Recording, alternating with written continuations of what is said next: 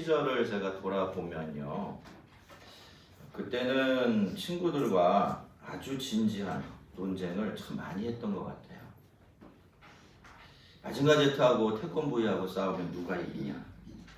이런 우주의 운명이 달린 질문을 놓고 정말 머리가 터져라 논쟁을 벌였던 것 같습니다. 물론 결론은 없죠. 스펙만 보면 사실 마징가 제트가 태권브이보다 위입니다. 하지만 둘 사이의 싸움은 절대로 성사될 리가 없죠. 그리고 지금 이렇게 생각을 해보면 괜히 싸웠다 싶어요. 왜냐하면 마징가 제트나 태권브이나 다 우리 편이죠. 좋은 편이에요. 누가 이긴들 무슨 소용이 있겠습니까?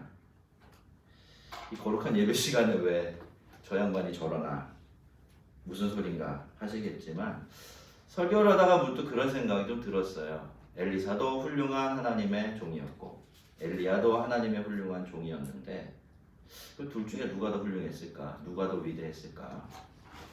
이런 유치한 질문이 좀 떠올라서 생각이 마징가 제트까지 흘러갔습니다. 여러분은 어떻게 생각하십니까? 엘리야, 엘리사 누가 더 훌륭한 선지자이죠? 뭐 잘 따져보면 답이야 어떻게든 얻어낼 수 있겠지만 그런 건 전혀 중요하진 않죠. 크나 작으나 더 위대하나 그렇지 못하나 둘 다 하나님의 신실한 종들이니까 말이죠. 중요한 것은요. 두 사람이 아니라 두 사람을 통해서 일하셨던 하나님이신 겁니다. 그리고 엘리야를 통해서 일하셨던 하나님이 엘리사를 통해서도 일하셨고 그래서 그 누구를 통해서도 일하실 수 있다는 것이 우리에겐 너무나 중요한 사실이죠. 열왕기하 3장에서는 엘리사가 엘리야 대신에 처음으로 이스라엘의 병과 마병이 되어서 나라 전체를 위기에서 구하는 아주 스케일이 웅장한 이야기가 나오는데요. 그렇다면 열왕기사 4장에는 비교적 그것보다 훨씬 더 규모가 작은 이적 이야기들 4개가 나옵니다. 그런데 3장도 그렇지만 이 4장에 나오는 이야기들도 가만히 보면 엘리야가 예전에 행한 이적들과 굉장히 많이 닮아있다는 것을 알 수가 있습니다. 마치 같은 이야기를 다르게 기록해 놓은 듯한 그런 느낌이 들죠. 근데 여러분 성경이 두 사람의 이야기를 이런 식으로 기록하는 데는 다 이유가 있고 목적이 있는 거죠. 그래서 우선 이 이야기들은 저와 여러분을 안심시킵니다. 여러분 엘리야가 없다라고 해서 걱정할 필요가 있습니까? 없죠. 엘리야가 없으면 하나님은 엘리야를 세우세요. 그렇습니까? 그리고 엘리야를 통해서 했던 그 똑같은 일을 엘리사를 통해서도 똑같이 하십니다. 하나님은 이 사람이 있다고 일하시고 저 사람이 없다고 일 못하시고 하시는 그런 분이 아니시라는 것이죠. 그리고 둘째로 이 이야기들은요. 하나님께서 세상을 움직이시는 것 같은 큰 스케일이 엄청난 일들만 중요하게 생각하시고 또 어떤 대단한 사람들의 일에만 마음을 쓰시는 그런 하나님이 아니라 작은 자기 백성들의 삶을 세심하게 보살펴 주시는 그런 분이심을 알려주고 있기도 합니다. 하나님께서는 모압과의 전쟁에서요. 하늘을 움직여서 이스라엘을 구원해 주셨습니다. 그렇게 아주 큰 스케일의 일을 행하셨죠. 하지만 그렇다고 해서 하나님께서 이 세상 한 구석에서 살아가는 이름 없는 당신의 사람들에게 무관심하시다는 것은 아닙니다. 오히려 하나님은요. 그 크고 엄청나신 능력으로 자기 백성들을 아주 세심하게 돌보십니다. 그래서 우리가 하나님을 믿을 때 그 하나님을 믿는 믿음 안에서 넉넉한 안식을 누릴 수가 있는 거예요. 여러분 왜 하나님을 믿을 때 우리가 평안합니까? 왜 넉넉해지죠? 왜 마음이 너그러워집니까? 다른 사람이 좀 잘못해도 실수해도 왜 그냥 허허 웃으면서 넘어갈 수 있지요? 이유는 한 가지예요. 그 모든 인간의 연약함과 실수에도 불구하고 하나님은 그 다함없고 전능하신 능력으로 당신의 백성들의 삶을 세심하게 돌보신다는 것 우리가 알고 있고 믿고 있기 때문이죠. 그러니까 이 안식이야말로 이 마음의 넉넉한 안식이야말로 자기 하나님을 모시고 살아가는 사람만이 누릴 수 있는 큰 복 중에 하나가 되는 것입니다. 첫 번째 이야기입니다. 선지자 훈련을 받던 한 사람이 어린 아들 둘과 아내를 두고 갑자기 세상을 떠나요. 이제 이 가족은요, 빚만 잔뜩 떠안은 채로 완전히 극빈자 상태로 전락해버린 것이죠. 사정이 그렇게 되면 세상에 누가 제일 먼저 움직입니까? 빚쟁이들이죠. 이날도 똑같았습니다. 그 소식이 전해지자마자 빚쟁이들이 대거 등장합니다. 그리고는 엄포를 놓치어 빨리 빚을 갚지 않으면 네 아들들 데려다가 종으로 팔아먹겠다라고 말입니다. 미망이는요, 방법이 없었죠. 그래서 엘리야를 찾아와서 부르짖었습니다. 그랬더니 엘리사는 내가 너를 위해서 어떻게 하랴? 라고 되묻고는 네 집에 뭐가 있느냐? 라고 이어서 물었죠. 미망이는 이 기름 한 그릇밖에 아무것도 없다라는 대답을 내놓습니다. 물론 그렇게 묻고 그렇게 대답하기는 했지만 사실 그건 별 의미 없는 대화였던 것 같아요. 왜냐하면 지금부터 일어날 일은 무엇이 있어서 가능하고 무엇이 없기 때문에 일어날 수 없는 그런 일은 아니었기 때문이에요. 자, 엘리사는 그 여인에게 이웃에게 가서 가능한 한 많이 빈 그릇을 빌려오라고 했습니다. 여인은 시키는 대로 그릇을 빌려왔고요. 여인은 이제 엘리사의 말대로 문을 닫고 두 아들과 함께 비로운 그릇에 기름을 붓기 시작합니다. 그런데 기름이 계속 흘러나오죠? 영원히 멈출 것 같지가 않았습니다. 그런데 놀랍게도 희한하게도 그릇이 모두 다 기름으로 딱 채워지는 순간 어떤 일이 벌어집니까? 기름도 딱 멈추고 맙니다. 참 안타깝죠. 이런 순간이 진짜 안타까운 순간입니다. 그럴 줄 알았으면 옆 동네까지 가는 건데. 그럼 여러분, 근데요, 그렇다고 해서 무슨 문제가 생겼습니까?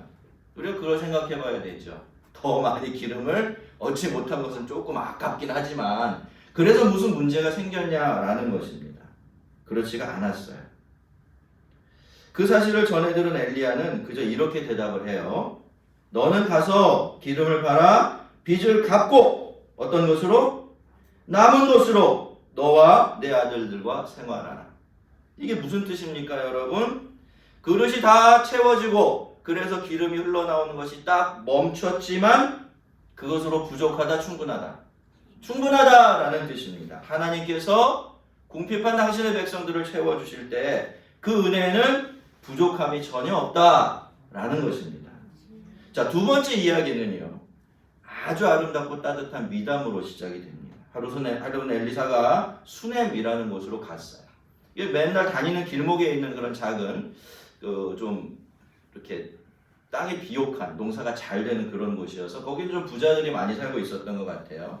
근데 엘리사는 이 수넴에서 한 귀부인을 만나게 되고 하도 그 여인이 강청하는 바람에 그 여인의 집으로 들어가서 대접을 받게 됩니다. 그리고 그 일이 계기가 되어서 엘리사는 수넴을 지날 때마다 그 여인의 집에서 대접을 받게 되었죠. 아마도 그 여인도 처음에는 이 엘리사가 그만큼 위대한 하나님의 사람인 줄 잘 몰랐던 것 같아요, 분위기상으로. 근데 한 번, 두 번 자기 집에 들르는 이 엘리사를 보고 만나면서 뭘 깨닫게 된 겁니까? 대단한 분이다, 이 양반. 왜?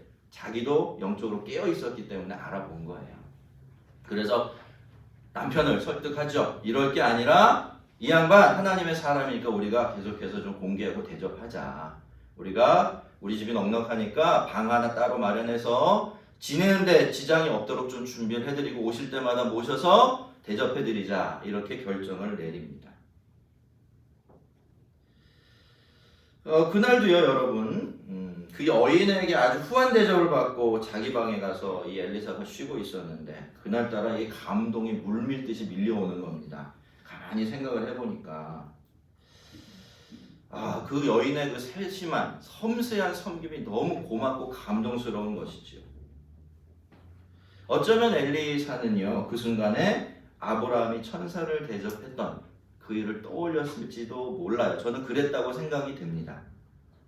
엘리사는요, 뭔가 보답을 좀 해줘야 되겠다는 생각을 하게 됐고요. 그래서 그 여인에게 내가 너를 위하여 무엇을 하랴? 똑같이 묻죠, 앞이랑. 왕에게나 사령관에게 무슨 구할 것이 있느냐라고 물었습니다. 이 여인이 워낙 부자니까 자기 수준에서 뭔가 해줄 수 있는 일이 없다고 생각했던 것 같아요. 그렇지, 현실적으로. 여러분 좀 없는 사람들이 많이 가진 사람들한테 선물하는 거 너무 어렵죠. 해보셔서 아실 거예요. 이거 뭘 드려야 될지 몰라요. 아마도 엘리사가 그런 마음이었던 것 같아요. 그래서 그 당시는 그래도 이 앞에 그 도와준 일 때문에 엘리사가 이 나라에서 좀 이렇게 영향력을 끼치고 있었던 것 같아요. 그러니까 자기를 통해서 위에 있는 권력자들에게 뭔가 부탁할 것이 없느냐라는 이런 질문을 던졌던 것입니다. 그런데 여인이 뭐라고 대답합니까? 이상한 대답을 하죠? 그게 무슨 뜻일까요? 나는 내 가족들과 내 친지들과 이렇게 살아가고 있는 것으로 충분하다. 아무런 불만이 없다. 난 더 이상 필요한 것이 없다. 라고 그렇게 대답을 했던 거죠. 여러분 이것이 쉽습니까? 어렵습니까? 어려운 일이에요. 아무리 많이 가져도 더 가지고 싶은 것이 인간이에요. 없는 것 채우고 싶은 것이 인간인데 이 여인은 성경적으로 보면 자족의 비결을 알고 있었던 그런 사람이었던 것을 알 수가 있습니다. 그래서 여인은 자기 자리로 돌아갔지만 아무래도 이 엘리사는 가만히 있을 수는 없었던 것 같아요. 아마 그게 하나님이 주신 감동이었던 것 같습니다. 그래서 게하시에게 자기가 도대체 저 여인을 해서 뭘 좀 해주고 싶은데 뭘 해주면 되겠느냐라고 질문을 했고 게하시는 이렇게 대답을 합니다. 이 여인은 아들이 없고 그 남편은 늙었나이다 라고 말이죠. 여인은 아직 아들이 없었을 적에 사라와 상황이 아주 똑같습니다. 여러분 그 고대 세계에서 자기의 삶을 이어갈 자녀가 없고 특별히 아들이 하나 없다라는 것은 가장 큰 슬픔이고 절망이었어요. 그리고 대외적으로는 굉장히 수치스러운 일이었습니다. 왜냐하면 자녀는 하나님이 주시는 복으로 되어 있었기 때문에 그가 아무리 물질적인 현실적인 다른 복을 많이 받아도 자녀가 없다는 것은 하나님의 사랑을 받고 있다 못 받고 있다 그런 뜻이 되기 때문에 그런 겁니다. 아무튼 그 당시 사람들은 그렇게 생각하고 있었고 그래서 이제 벌떡 이제 엘리사가 일어나서 여인을 다시 불렀습니다. 그리고는 내년 이맘때가 되면 아들을 낳을 것이다 라고 그렇게 그 여인에게 말해주죠. 아마 그것이 엘리사에게 하나님께서 알려주신 여인에게 주는 선물이었던 것 같죠. 그런데 여러분 여인이 뭐라고 이야기합니까? 아니라는 거예요. 나도 이렇게 나이가 많고 내 남편도 이렇게 나이가 많은데 이제 와서 뭘 어떻게 하라고요? 그런 일은 가능하지 않습니다 라고 손살을 치고 자기 방으로 돌아가 버려요. 그런데 여러분 어떻게 되죠? 엘리사의 말대로 그 이듬해 봄에 정말로 그 여인은 남자아이를 출산하게 됩니다. 자, 그렇게 아이는 잘 자라나게 되고요. 어느 해인가 추수를 하는 그 좋은 날에 들판으로 아버지를 보러 나갔던 이 아이가 갑자기 자기 머리가 아프다고 이야기하더니 집으로 돌아와서 엄마 품에 안겨 조금 있다가 세상을 떠나게 됩니다. 정말 하늘이 무너지는 엄청난 비극이 벌어진 거죠. 그런데 이 여인은 놀랍게도 아무런 동요가 없습니다. 적어도 겉으로 보기에는 그랬죠. 우선 이 여인은 아이를 엘리사의 방에 있는 그의 침대 위에 눕혀놓고는 문을 닫고 나왔습니다. 그리고 남편에게 전가를 넣어서 종 하나와 나귀 한 마리 빨리 보내달라고 하면서 자기가 엘리사에게 좀 다녀오겠다라고 말을 해요. 뭔가 남편도 이상한 낌새를 챘던 것 같아요. 왜냐하면 평상시라면 이 여인이 그런 행동을 하지 않았을 것이기 때문이죠. 그래서 연유를 물었지만 여인은 뭐라고 대답합니까? 아무 일 없습니다. 나쁜 일로 가는 거 아니니까 걱정하지 마십시오. 평안한 일로 가는 겁니다. 라고 대답을 하고 그 길로 이제 급히 나귀를 몰아서 엘리야에게로 향하는데 멀리서 엘리사가 그 모습을 본 겁니다. 심상치가 않았죠. 그 점잖은 여인이 저렇게 급하게 나를 찾아올 일도 없었을 뿐더러 찾아오고 있다면 뭔가 큰 일이 벌어졌다고 생각을 한 거죠. 그래서 먼저 게하시를 보내서 묻습니다. 무슨 일이냐고. 여인이 뭐라고 이렇게 물은 거예요. 뭐라고 물었죠? 너가 평안하냐? 네 남편은 괜찮냐? 아이는 괜찮냐? 짐작이 간 거죠. 그렇죠? 근데 여인은요. 대답하지 않고 그 길로 직접 엘리사에게로 옵니다. 근데 막상 엘리사를 만난 이 여인 더 이상 버틸 수가 없었죠. 엘리사의 바지가랑이를 붙들고 내가 괜찮다고 했는데 왜 굳이 아들을 줘서 내가 오늘 이렇게 큰 슬픔을 당하고 고통을 당하게 하느냐라고 부르짖습니다. 지금까지는 무슨 일에도 평정심을 잃지 않았던 여인이었지만 이렇게 결국에 아들의 죽음 앞에서는 완전히 와르르 무너져 내리고 만 것입니다. 엘리사는 게하시에게 자기 지팡이를 주어서 자기보다 먼저 보내고 그 아이의 얼굴에 그 지팡이를 놓아달라고 부탁을 해요. 아마도 엘리사는 이때까지는 그렇게 하면, 그렇죠? 그렇게 하면 아이가 회복될 거다, 살아날 거다라고 생각을 했던 것 같아요. 아무튼 그렇지만 이 여인이 너무나 강청하는 바람에 또 이 엘리사도 같이 그 여인과 함께 여인의 집으로 가게 되어지는데 중간에 돌아오던 게하시를 만납니다. 근데 게하시가 뭐라고 이야기합니까? 아무 소용이 없었습니다 라고 이야기해요. 그래서 서둘러서 여인의 집으로 간 엘리사는 곧바로 자기 방으로 들어가서 문을 걸어 잠그고 하나님께 먼저 간절히 기도했습니다. 그런 다음에 어떻게 합니까? 아이 위에 올라가서 엎드려서 자기 입을 그의 입에, 자기 눈을 그의 눈에, 자기 손을 그의 손에 대고 그 몸 위에 엎드려요. 엘리야가 뭐하고 있는 겁니까? 지금 어떻게든 뭐라도 해보려고 정말 열심히 무진애를 쓰고 있는 거예요. 그리고 문득 머릿속에 뭐가 떠올랐던 겁니까? 예전에 자기 스승인 엘리야가 죽은 아이를 어떻게 살렸었더라라는 기억이 떠오른 거죠.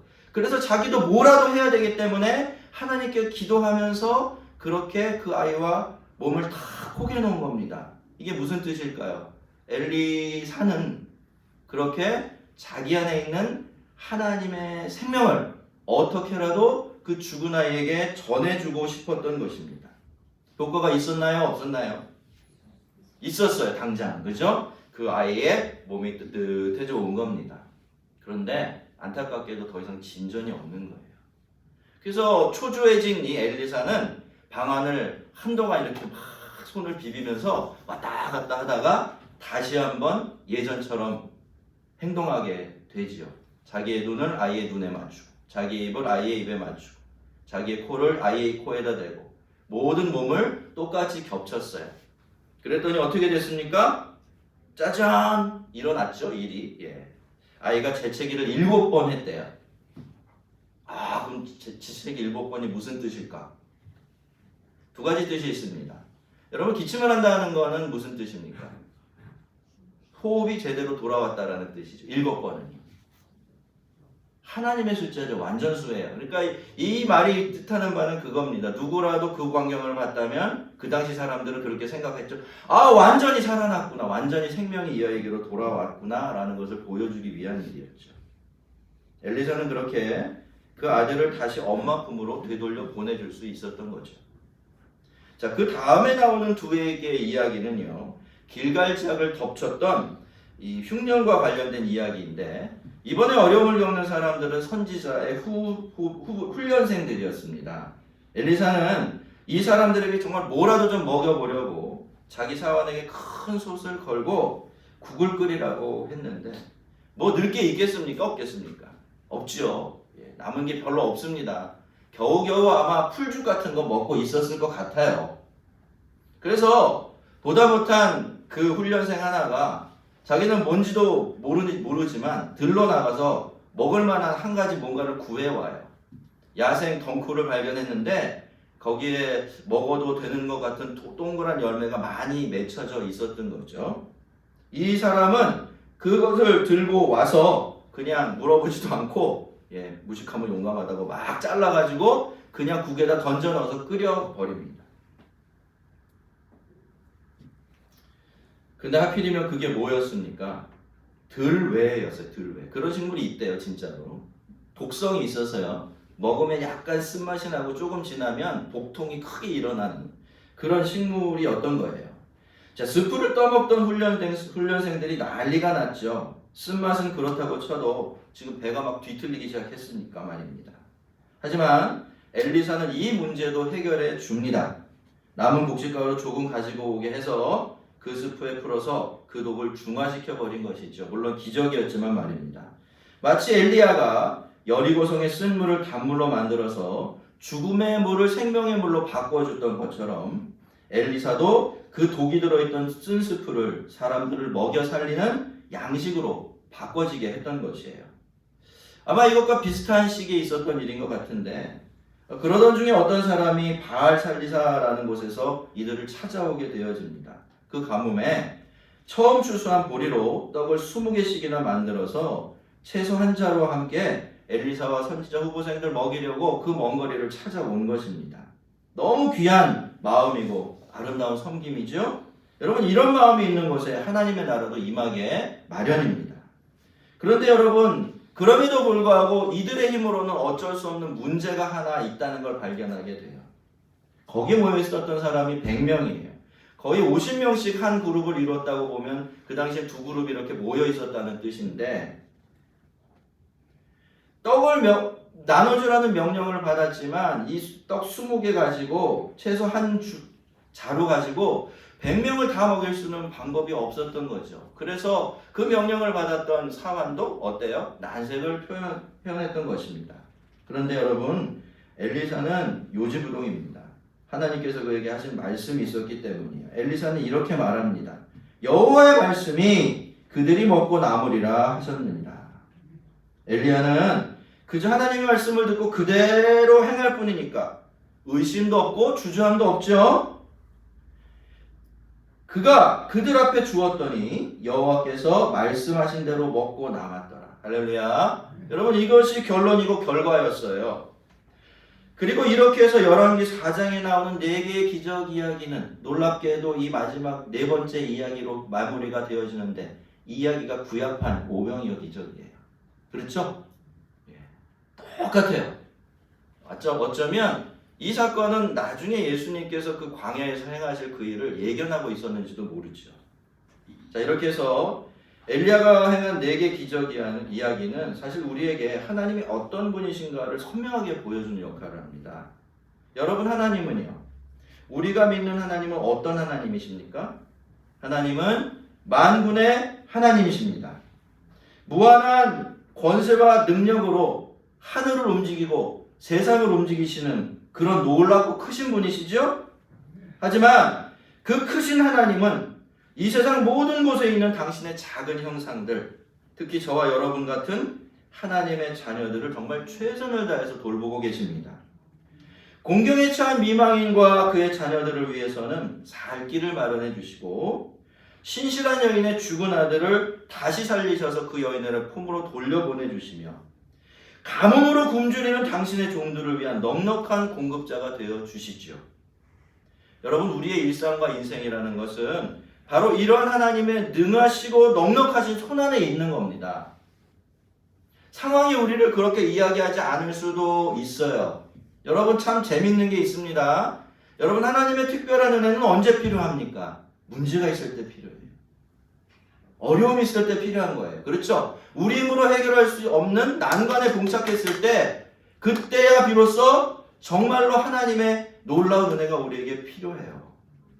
그러니 여러분 하나님이 주시는 은혜를 놀랍게도 그게 우리의 문제이기도 하지만 우리 때문에 그런 거기도 하지만 인간이 자신의 한계에 부딪혔을 때만 비로소 작동하게 되는 그러한 역할을 하는 것이에요. 그러니까 우리가 예수를 아무리 열심히 믿고 하나님을 잘 믿어도 우리의 삶에 어려움이 있습니까? 없습니까? 있어요. 애석하게도. 그렇지만 그 지점부터 우리와 우리 아닌 사람들이 달라지게 되는 거죠. 차별되게 되어지는 겁니다. 그때 안 믿는 사람들은 자기의 힘으로 자기의 가진 것으로 그것을 해결하고 헤쳐나가야 된다면 하나님의 백성들은 어떻게 되는 거예요? 그때 하나님이 자신의 인생에 개입해 들어오는 것을 느끼는 것입니다. 그리고 그분이 답이 되신다는 것을 우리가 경험하게 되는 것이에요. 그리고 우리가 이걸 늘 생각해야 됩니다. 눈앞에 당장 닥쳐오는 어려움과 부족함 때문에 하나님이 나를 사랑하지 않으셔, 하나님은 나와 함께 하지 않으셔, 이런 생각을 자꾸 물고 가지 마시고 그 자리에 딱 멈춰서서 부르짖어야 돼요. 여러분 엘리사는 두 여인에게 뭐라고 물었습니까? 내가 너에게 뭘 해줘야 되냐 물었어요. 그런데 그러기 전에 이 두 여인이 먼저 엘리사에게 한 일이 있죠. 뭡니까? 부르짖은 겁니다. 그 앞에서 운 거예요. 도와달라고. 하나님의 도우심을 청한 거죠. 그때 하나님의 역사가 나타나게 된 것입니다. 그래서 이 이야기들은 우리가 믿는 하나님이 얼마나 크고 놀라운 분이신지를 증명하는 동시에 그 하나님이 얼마나 우리의 삶을 세심하게 챙겨주고 계시는지도 보여주는 그런 이야기가 되는 것입니다. 근데 여러분, 이건 이제 이 이야기 속에서 우리가 이렇게 눈에 보이게 찾아낼 수 있는 어떤 교훈이고 사실이라면 우리가 이 이야기를 읽어내면서 놓치지 말아야 될 사실이 하나 더 있어요. 여러분, 성경에서는요, 대개 어떤 이야기의 길이가 그 이야기가 그 안에서 얼마나 중요한 역할을 하는지를 보여주는 역할을 합니다. 여러분, 하나님은 하나님 말씀을 주실 때 우리하고 의사소통하기를 원하세요. 그렇죠? 뭔가를 가르쳐 주시고 보여주시고 알려주시는 거예요. 그러니까 우리가 알아먹는 방식으로 성경을 기록하실 수밖에 없겠죠? 인간의 방식으로 내려오셔서 성경을 주신 겁니다. 그래서 사람이 무슨 이야기를 할 때 강조하기 위해서 쓰는 방식을 성경도 그대로 사용하고 있어요. 대표적인 방식이 두 가지. 하나는 똑같은 말 반복하는 것. 오후 시간에 이제 나올 텐데. 그거 하고 또 하나는 길게 말하는 것. 여러분, 네 가지 이적 중에서 뭐가 제일 길어요? 수넴 여인의 아들이 되살아난 이야기가 아주 자세하고 길게 기록이 되어 있죠? 무슨 뜻입니까? 네 가지 은혜가 우리에게 다 필요하고 중요하다. 그렇지만 그 중에서 우리가 꼭 붙들고 잊지 말고 누려야 되고 함께 살아가야 될 은혜가 있다면 그것은 수넴 여인에게 베풀어 주신 그 은혜다라고 말하고 있는 것입니다. 여러분, 우리는 예외 없이 현실을 살아가는 생활인들입니다. 그래서 우리에게는 현실적인 문제를 풀어주시는 하나님의 은혜가 꼭 필요하죠. 일용할 양식도 공급해 주셔야 하고 병도 고쳐주셔야 하고 해를 받을 때 해를 입지 않도록 지켜주셔야 하고 그리고 여러 가지 공경으로부터 우리를 건져주시는 그 하나님의 은혜가 우리에게 꼭 필요한 것입니다. 하나님은 그런 점에서도 분명히 우리의 아버지가 되어주시죠. 하지만 여러분, 우리의 진정한 필요는 진짜로 해결되어야 되는 가장 큰 문제는 우리의 죽음입니다. 이 죽음이라는 문제가 해결되지 않으면 하나님께서 우리를 아무리 많이 먹여주시고 입혀주시고 다른 어떤 현실적인 문제를 해결해 주셔도 우리의 인생은 죽음이라는 영원한 어둠 속에서 끝나버리고 말게 되는 거예요. 여러분, 우리는 사도 바울이요, 왜 부활이 없으면 예수 믿는 사람들이 가장 불쌍한 사람들이라고 말했는지를 잊으면 안 됩니다. 여러분, 복음이 뭡니까? 복음의 핵심이 뭐예요? 예수님이 죽음을 이기고 부활하셨다는 겁니다. 그래서 너희들도 죽음을 이기고 부활하게 될 거라는 약속이 복음이에요. 핵심을 추리면 그렇습니다. 여러분, 부활이 없다면 우리 인생은 죽음으로 끝입니다. 그리고 부활이 없다면 우리는 우리가 사랑하던 사람들, 죽은 자들을 돌려받지 못합니다. 그들을 다시 품에 안고 기뻐하면서 영원히 사랑할 수 있는 그날을 맞이할 수 없게 되어져 버려요. 서로 사랑하고 섬기면서 향기롭게 살아보려고 애썼던 우리의 모든 헌신과 노력들도 영원한 망각의 바닷속으로 가라앉아 버리고 마는 것입니다. 여러분, 부활이 없으면요, 우리가 하나님 앞에서 바르고 선하게 살려고 하는 모든 노력들이 아무런 소용이 없습니다. 부활은요, 있어도 그만 없어도 그만 그런 게 아니라는 뜻이에요. 부활은 인간이 하나님께 받을 수 있는 모든 은혜 중에서 최고로 중요한 은혜입니다. 그것이 없으면 인간은 어둠으로, 절망으로, 허무로 끝나버려요. 이렇게 애쓰고 힘쓰면서 쉬는 날 와서 하나님 앞에 예배드리려고 끙끙대고 애쓸 필요가 전혀 없는 거예요. 영원히 있기 때문에. 믿습니까? 부활을 믿기 때문에 우리가 지금 그렇게 하고 있는 것이죠. 여러분, 부활이 없으면 어떻습니까? 우리가 살면서 아무리 큰 은혜를 경험하고 아무리 많은 기적적인 공급하신 은혜를 얻어도 우리가 막 죽을 병에서 다시 살아나더라도 우리의 인생은 아무것도 아니게 되어버려요. 부활이 없으면, 그리고 부활을 붙들고 살지 않으면 막상 죽음이 우리를 찾아왔을 때 수넴의 그 여인처럼 한순간에 무너져 내릴지도 모릅니다. 여러분, 저는요, 목사이기 때문에 사실 일반 성도들이 보지 못하는 성도들의 모습을 많이 봐요. 어쩔 때는 막 당황스럽고 참 실망스러울 때가 있습니다. 평상시에는 그렇게 신앙 좋은 것 같고 믿음 지키며 잘 사는 것 같았는데 고쳐지기 힘든 병에 걸린 모습을 찾아가 보면 이건 안 믿는 사람하고 전혀 다름이 없어요. 물론 심정은 이해가 가지만 그러면 그동안 그가 품고 살았던 믿음과 소망은 다 어디로 간 겁니까? 저는 그런 생각이 들어요. 여러분은 뭘 붙들고 신앙생활을 하세요? 부활과 영원한 약속을 붙들고 신앙생활을 하십니까? 아니면 현실적인 어떤 것을 얻고 누리는 일에 집중해서 신앙생활에 나가십니까? 둘 다 필요하지만 무엇이 진짜 결정적이라고요? 부활과 영원을 소망하고 믿으며 살아가고 그걸 보장받는 그 일, 그 은혜가 가장 결정적인 은혜가 되는 것입니다. 만군의 여호와 우리 하나님은요, 우리의 모든 궁핍과 모든 문제 속에서 우리와 함께 하시고 우리를 돌봐주신 우리 아버지십니다. 하지만 그렇기 때문에 그 선하신 우리 아버지께서는 우리가 꼭 필요한 것, 정말로 중요한 것에 집중하고 그것을 붙들고 살아가고 마지막에 그것을 얻기를 바라십니다. 그것이 바로 죽음을 이긴 영원한 생명인 부활이지요. 인생이 그리고 예수 믿고 살아가는 우리의 삶이 늘 좋기만 한 건 아닙니다, 여러분. 때로는 궁핍하고 부족해서 힘들 때도 있고요. 사랑하는 사람과 헤어지는 슬픔이 있을 수밖에 없는 것이 우리들의 인생이죠. 하지만 우리의 삶을 세심하게 돌아보시는 우리 아버지께서 우리의 죽음까지도 책임져 주신다는 그 믿음으로 영원한 생명의 소망을 품고 살아가는 우리 모두가 되기를 주의 이름으로 축원합니다. 우리 같이 한번 기도하겠습니다.